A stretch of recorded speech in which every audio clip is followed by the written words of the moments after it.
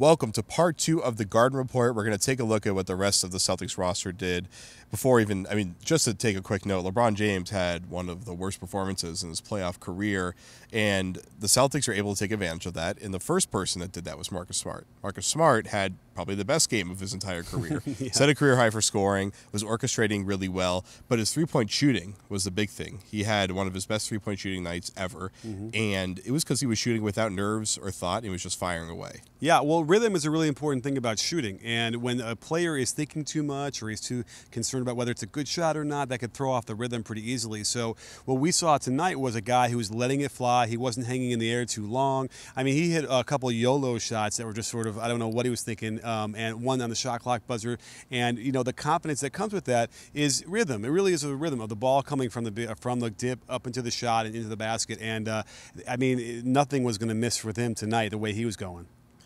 And he played with comfort really in that second half more than we've seen him play in this entire playoffs, where he's been pressing, fouling out, getting texts, getting in trouble. This was one where I don't know why it took until Isaiah Thomas' season ended for him to kind of play like this, but did he look more in control of this game than you've seen him in the past? Absolutely. He wasn't, on defense, he was more balanced. I mean, we saw a couple things where, he got in the way of that last possession, which actually worked for them for the Jerebko three, but for the most part, yeah, he was under control, and he wasn't trying to do too much, and that's one of those switches that, who knows, maybe it will go off eventually for him, and it can continue. We don't know. Could be one off or not, but certainly these are the kind of building blocks you can say, listen, you can do this now, and you understand better what you need to do and what you don't need to do, and that was what he was doing tonight. I mean, listen, will he make those same threes again? I don't know, but it was a real fun ride while we were on it. Okay, speaking of rides, Jonas Jerebko was a roller coaster tonight. I mean, he was flying out there.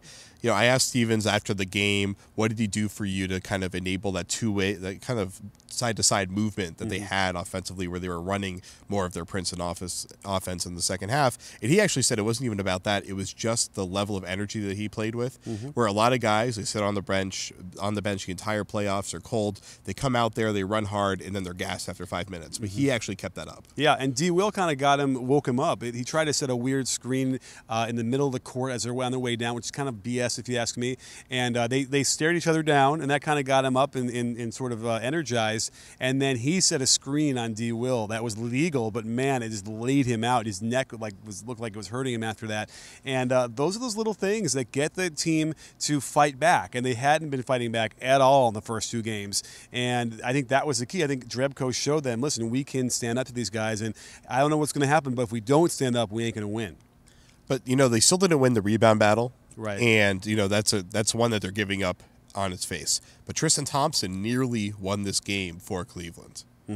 And that's also why the free throw disparity was bigger than it might have seemed. I think people were upset that it was such a big difference. But in reality, they were taking a lot of those fouls and putting him on the line when he got the offensive rebounds or near the basket. So, again, here's a question.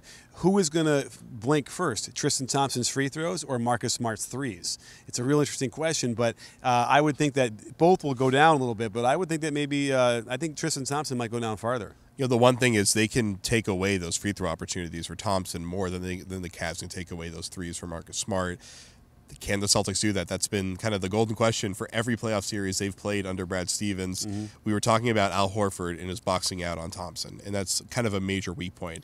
Horford had a really kind of a rough game until the last few minutes where he's executing really well in his off-ball actions. He had that big back-down shot. Was it over Thompson, I believe? Down on the post, yeah. I think it was over Thompson, yeah. But how do you handle the tenacity? Like, how do you deal with the tenacity of a guy like Tristan Thompson, besides obviously sending two guys at him? Well, that's the thing, is you can't give him too much space, because if you want to shade off of him or maybe hope that you don't think you have to guard him because he's not an offensive threat, that just gives him a runway to get going fast for that shot and when it misses. And so he is so active that you just need to keep a forearm on him. You need to keep your butt on him and your hip, and you just have to keep banging on him and never give him a chance to feel free to take 2 or 3 steps in a row that are unfettered, or else that's when he's going to be able to get up high and explode and get those rebounds.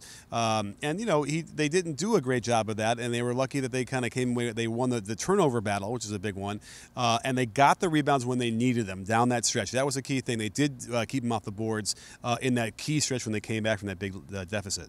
Okay, so the Celtics have had historic deficits in this series in almost every single game. They had this massive 21-point comeback tonight. Is this something that they can actually turn around and continue to move forward in this series, or is this the one-off? I want to say it's a one-off only because we're still in Cleveland, and that's going to be a thing where the Cavs are going to come out and they're going to try and step on their neck right away. And they don't have Isaiah Thomas. Sometimes you see those rebounds for that one game where the star goes out and they can all sort of click together, and then the other team kind of adjusts a little bit and figures it out. So that's the key. Will the Cavaliers turn the ball over 15, 16 times a game in Game 4? Probably not, and that might not be the difference because they only needed one less turnover, right, or maybe two less, and they win that game. So I don't feel great about it, but I certainly it was great to watch the Celtics do what they did tonight, and I hope they build on it because we deserve a good series, don't we? Well, we certainly do. And hey, at least we got one good Celtics classic style game. Right. So at least they have something to look back on, or something to show Gordon Hayward's agent this summer. So okay. That'll do it for us here from the Q.